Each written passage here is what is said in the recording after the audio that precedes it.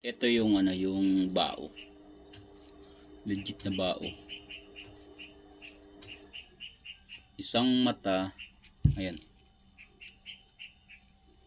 Isang mata, isang bibig. Ayan. Bago pa yan.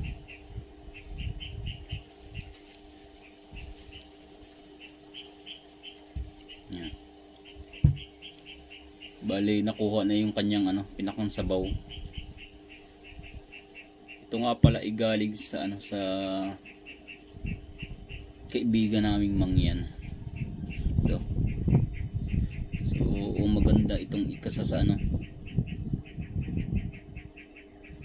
raspiko. Dito mo ilalagay yung pinakang mata. Ito. Pabaligtad rin siya. Tapos ito yung magiging na bibig. Parang binaligtad lang siya. Pero pwede mo rin itong lagyan ng pinakang yung sa mutya. Depende na rin sa pagkakasa. So dahil baguhan pala ang kami na na gagawa ng gagawa ng bao. Gagawa ng kwintas na bao. Yun. Sana maging maging success ang pagkagawa. Ganda pa naman niya. Yan.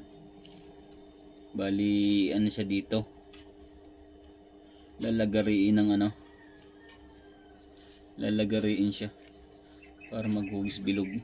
Tapos ito na yung pinakampwet. Ito. Kasi kung gano'n kalaki yung pinakang yung pinakang halimbawa ganito kalaki. Yan, ganyan tinabas. Ganun rin ang sukat. Tapos yung ibang part, ito yung mga natira. Siya namang ipapandikit dun sa sa mga gilid-gilid. So ngayon ako nag-vlog ng ganito kasi bihira na magkamera ng ganito. So abangan nyo yung yung pinakang paggagawa namin ito. At yun lang. So dun nga pala sa mga nag-support sa akin, sa mga nadagdagan na aking views tsaka subscriber, maraming salamat. Pagpatuloy nyo lang para sa mga karagdagang vlog about sa anting-anting, agimat, mutya.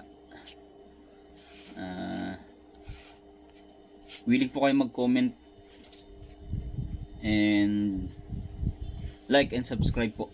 Yun, maraming salamat po. God bless.